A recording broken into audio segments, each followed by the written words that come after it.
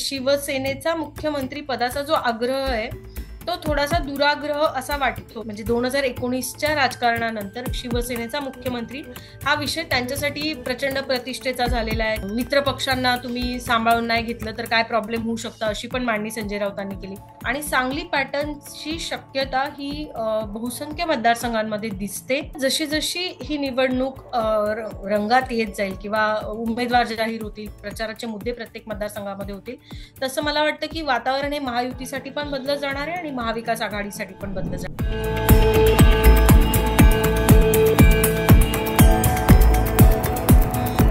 नमस्कार.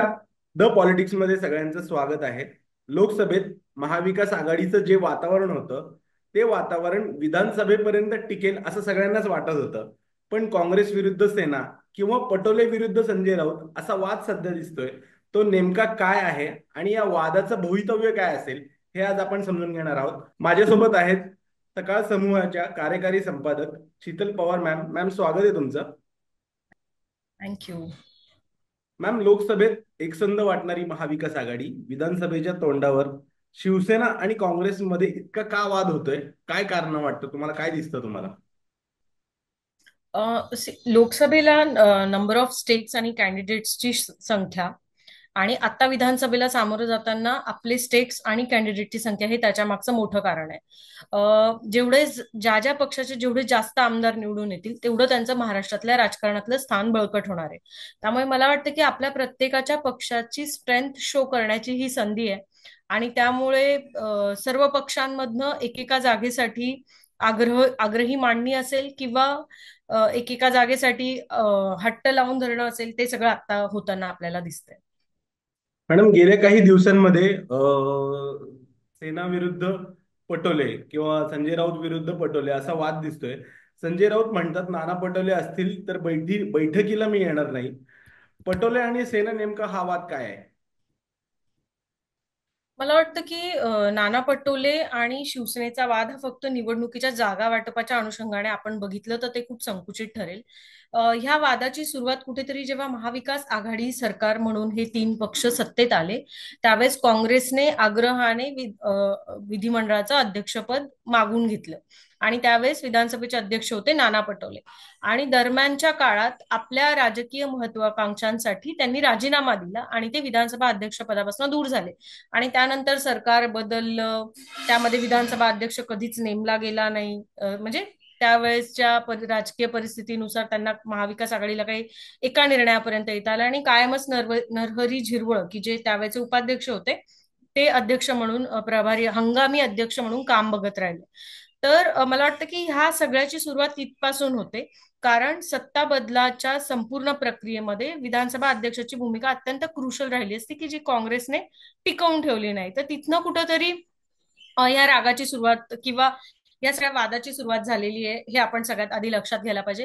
त्यानंतर दुसरा जो वादाचा प्रसंग उद्भवतो काँग्रेस आणि शिवसेनेतला तो लोकसभेच्या जागांदरम्यानचा आहे असं प्रकर्षाने दिसतं. त्याच्यामध्ये म्हणजे काँग्रेसच्या बाजूने बघितलं तर शिवसेनेची बाजू चूक वाटेल, शिवसेना उभाटाच्या बाजूने बघितलं तर काँग्रेसची बाजू चूक वाटेल. कारण रामटेक सारखी जागा असेल किंवा इव्हन वर्ध्यासारखी जागा असेल की जी पारंपरिक सेनेची जागा राहिलेली आहे, पण या निवडणुकीमध्ये तिथे काँग्रेस आणि राष्ट्रवादी काँग्रेस शरदचंद्र पवार पक्षाचे उमेदवार अनुक्रमे लढले, ते निवडून आले. आणि इकडे इव्हन कोल्हापूरमध्ये जी पारंपरिक शिवसेने उद्धव बाळासाहेब ठाकरे गटाची जागा होती तिथे काँग्रेसचे शाहू महाराज निवडून आले. आणि त्यामुळे सांगलीवर पण एकमतावर येऊ शकले नाही काँग्रेस आणि शिवसेना उद्धव बाळासाहेब ठाकरे, आणि मग त्यातनं विशाल पाटील हे अपक्ष निवडणूक लढून जिंकून आले. सांगलीच्या जागेवर लोकसभेला शिवसेनेने काहीही चर्चा न करता अगोदरच उमेदवार जाहीर केला, अशी पण चर्चा आपल्याला ऐकायला मिळाली. तर मला वाटतं की फक्त एकच घटना किंवा कालच्या प्रेस कॉन्फरन्समध्ये त्यांनी दिलेलं उत्तर असं नाही, हे ओव्हर द पिरियड अक्युमुलेट होत गेलेलं आहे वेगवेगळ्या घटनाक्रमांनी. आणि आता तर विधानसभेला म्हणजे 288 जागांचं गणित मांडलं जात आहे की ज्यामध्ये शिवसेना या पक्षाच्या विरोधात कायम काँग्रेस आणि राष्ट्रवादी काँग्रेसचे पक्ष आज नव्हे तर गेले 25 वर्ष निवडणूक लढवत आले किंवा त्याहूनही अधिक काळ निवडणूक लढवत आले. तर पारंपरिक विरोधक आज एकत्र येऊन जागा वाटपाचा निर्णय 288 जागा घेणार आहेत. दोन्ही पक्षांकडे इच्छुकांची संख्या वाढली आहे लोकसभेच्या निकालानंतर. तर मला वाटतं की या सगळ्या बॅकड्रॉपवर कुठेतरी ते पटोले, कारण ते काँग्रेसचे महाराष्ट्राचे अध्यक्ष आहेत, आणि शिवसेना उद्धव बाळासाहेब ठाकरे, या दोन पक्षांमधला संघर्ष आपल्याला बघायला मिळतोय. आता विधानसभेला सामोरं जाताना म्हणजे अगदी कालपर्यंत जे मेजर फ्रिक्शन जाणवतंय ते विदर्भातल्या जागांवरनं जाणवतंय असा अंदाज आहे. मॅडम, तुम्ही म्हणालात काँग्रेस विरुद्ध सेना या वादाला अनेक कारणं आहेत.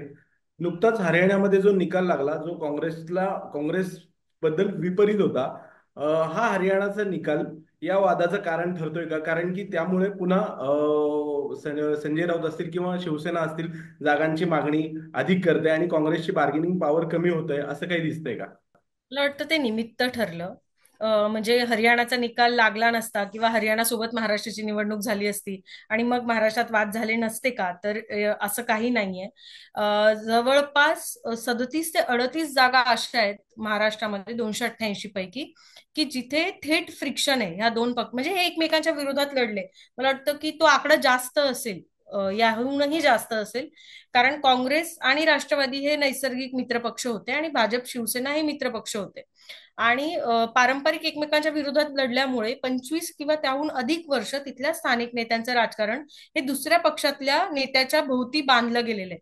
म्हणजे उदाहरणार्थ, एखाद्या मतदारसंघात तू आणि मी एकमेकांच्या विरोधात 25 वर्ष लढतोय, आणि आज तू उद्धव बाळासाहेब ठाकरे पक्षाकडे गेल्यामुळे तुला संधी मिळणार आहे, तर माझं 25 वर्षात मी बिल्ड केलेलं सगळं राजकारण एका क्षणात शून्य होतंय. आणि दोन्ही पक्षाच्या नेत्यांना प्रत्येकाला आपल्या आपल्या कार्यकर्त्याला न्याय द्यायचा आहे. कारण पक्ष फुटीनंतर राष्ट्रवादी काँग्रेस शरदचंद्र पवार आणि शिवसेना उद्धव बाळासाहेब ठाकरे या दोन पक्षांसाठी ही अत्यंत क्रुशल निवडणूक आहे.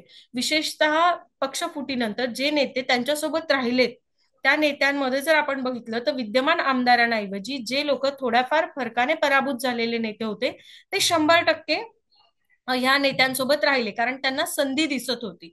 आणि आता जागा वाटपामध्ये आपल्यासोबत राहिलेल्या निष्ठावानाला जर न्याय देता येणार नसेल, तर नक्कीच प्रत्येक नेत्याची एक ओढाताण असेल, ती होणारच आहे. आणि मला वाटतं की आता जी काही म्हणजे हरियाणाच्या भोवती हे सगळं गुंफणं, ही आजची परिस्थिती बघता म्हणून ठीक आहे. म्हणजे शिवसेनेमधनं पण लिहिलं गेलं, म्हणजे अग्रलेख लिहिला त्यांनी मुख्यमंत्री पदावरनं, किंवा अ, अ, मित्र पक्षांना तुम्ही सांभाळून नाही घेतलं तर काय प्रॉब्लेम होऊ शकतं, अशी पण मांडणी संजय राऊतांनी केली.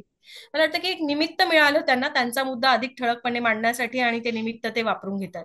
मुख्यमंत्री पदाच्या अनुषंगाने अजून एक इंटरेस्टिंग फॅक्ट फक्त ऍड करते, की शिवसेनेचा मुख्यमंत्री पदाचा जो आग्रह आहे तो थोडासा दुराग्रह असा वाटतो, पण मला वाटतं की त्याला एक थोडीशी वेगळी पार्श्वभूमी आहे.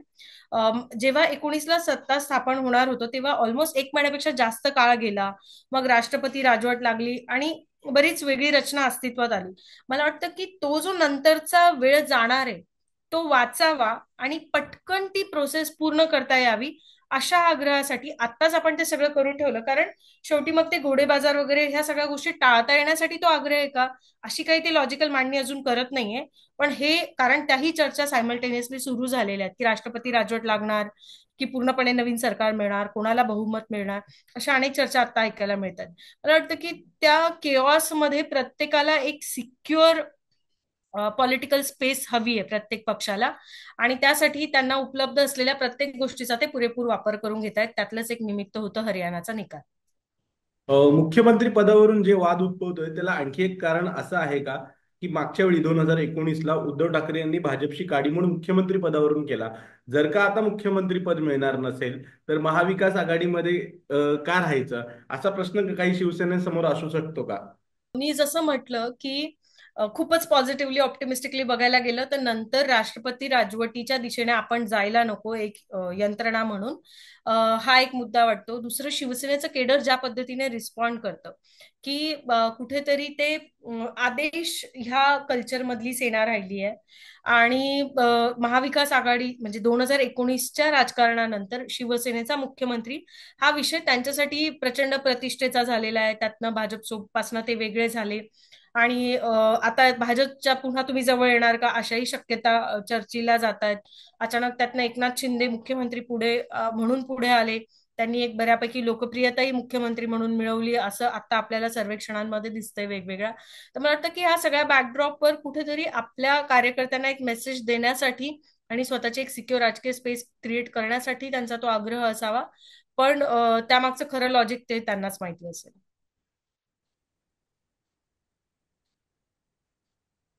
मॅडम, शेवटचा प्रश्न. हा जो वाद सुरू आहे, त्यामुळे महाराष्ट्रात जे महाविकास आघाडी बद्दलचं वातावरण होतं ते पुन्हा महायुतीकडे शिफ्ट होताना तुम्हाला दिसतंय का? आणि या वादाचा परिणाम सांगलीच्या पुनरावृत्ती विधानसभेत होईल का? असं काही तुम्हाला चित्र दिसतंय का? जनमतावर या सर्व गोष्टींचा किती परिणाम होतो हे मतदार संघनिहाय बदलत जातं.